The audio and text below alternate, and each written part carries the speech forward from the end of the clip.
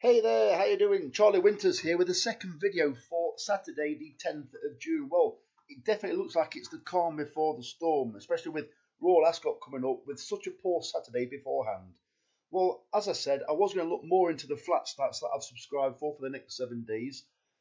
So, I based it on draw bias.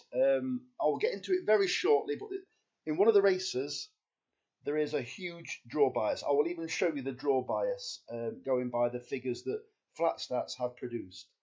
I won't be showing you any more than that because one of the subscribers suggested that I could publish them because I paid for it. Well, not being funny, but to be honest, I could subscribe to Racing TV. It doesn't mean I can actually live stream on YouTube. So what I'll be doing is I'll be showing you the race draw bias, and I should be showing the selections and the reasons why. So what I've had is a further £9.60. This was because there was £9.90 in the account, and I thought I'd empty it. Well, I do like the look of the horses, and this is another angle for Saturday. So the 30 pence each way doubles and the 15 pence each way trebles. And I believe I've chosen 2 in each race. So the first race is the 2 at Beverley. I was just about to say paying 4 places instead of 3, but it isn't.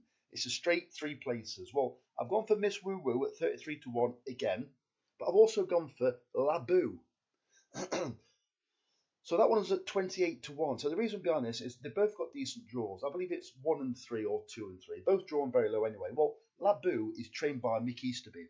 Mick Easterby doesn't get sharp 2-year-olds, or it doesn't anymore. Well, it looks like he has done. Well, this horse showed an awful lot of pace out wide at Catterick. Don't get me wrong, it's stepping up in grade.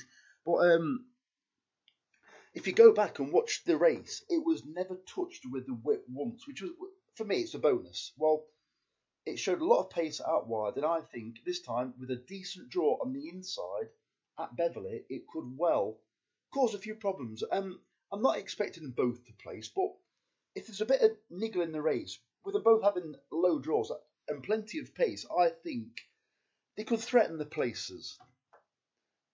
So the second selections are in the 4 at Haydock. They are Sunny Orange at 20 to 1 and Hougoumont, probably said that wrong, at 17 to 2. Both with low draws at Haydock, and that's paying 4 places instead of 3. So I'm going to get straight on to the final selections. The final selections are Red Bravo and La Mia Duchessa in the 8:30 at Chepstow, paying 4 places instead of 3. Well, this is a huge preference for high numbers, and I'll show you that very, very shortly. There are a number of horses that are actually even inconvenienced by the draw, by a low number draw that are fancied in the market. So while that's loading up, I'm just going to quickly, obviously you've seen all these bets already, there's nothing to hide.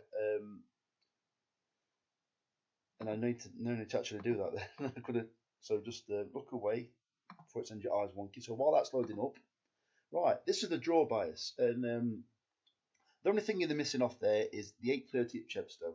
I'm not going to drag it in just for the sake of it. So as you can see, low numbers massively, that's why it's highlighted, massively inconvenience. Middle draw, okay. High draw, massively preferential. So I'm going to scroll up. I'll tell you what, I'm going to have to make it minimise so you can see. So there, I'll give you a quick heads up. I would use these to not to totally influence your decision, but to maybe further enhance your decision for selecting a particular horse. So they can see the draws.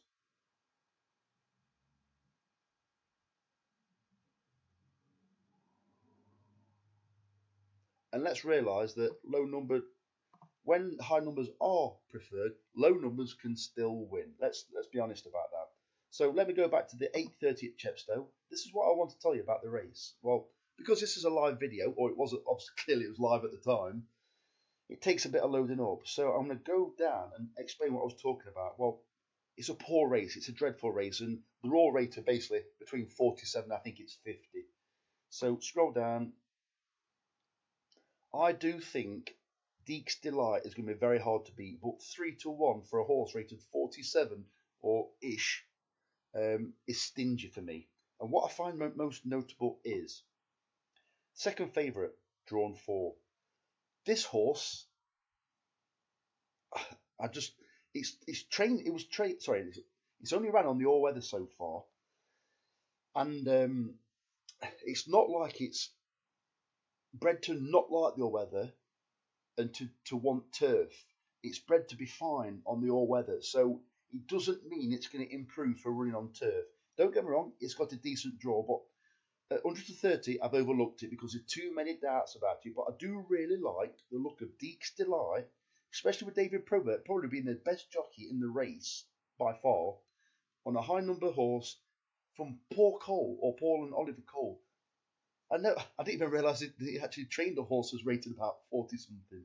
So yeah, so let's scroll further down. Look, fourth favourite, drawn 2. Quarter Blue got half a chance. Yeah, what's that? Sixth favourite, drawn 3. And what they are saying is there's a huge draw bias. So what I've gone for is don't get me wrong, there's probably 5 horses that I like the look of, and I'll tell you all about them. So Red Bravo, it's ran on this course before, it's ran well before, and I do like the look of it. Adrian Wintle stable going well. It's got 3 in the race, and it's also got the other one as well, La Mia Duchessa, and it's also got Whiff Waff. Looks like there's been a bit of money for that, because I'm sure that were 33s this morning. So there's 3 of the horses. So what I was going to have, and I might still, although I haven't put it on yet, is they're only doing combination forecast, so I'm not quite sure what to do. I'm tempted to. I know I keep saying I fancy it to like risk it and leave it out and go for the extremely high rated horses, which would be Appius, KTK, Red Bravo, La Mia Duchessa. I believe I've covered all those in there. And then if you add to, but it starts getting expensive then, maybe chuck Deek's Delight in, but it's not really something, you kind of don't want it to finish in the first 2, you want the others 2, but, so I've probably confused this video by waffling on that bit, so I've showed you the bet anyway. It's 30 pence each way doubles, 15 pence each way trebles, comes to £9.60 I believe.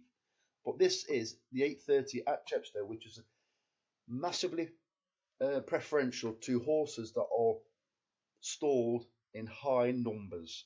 Doesn't mean number 1 won't win. It just means number 1 is inconvenienced by being in that stall. You watch, they'll come straight down the middle into 1, 2, and 3. But I just thought I'd give you a heads up on that. So the very best of luck. Let me know what you're planning on having on today. Let me know your own selections for today. Basically, that was what I was trying to say. I'm half asleep still. So the very best of luck. Charlie Winters, over and out. Cheers, mate.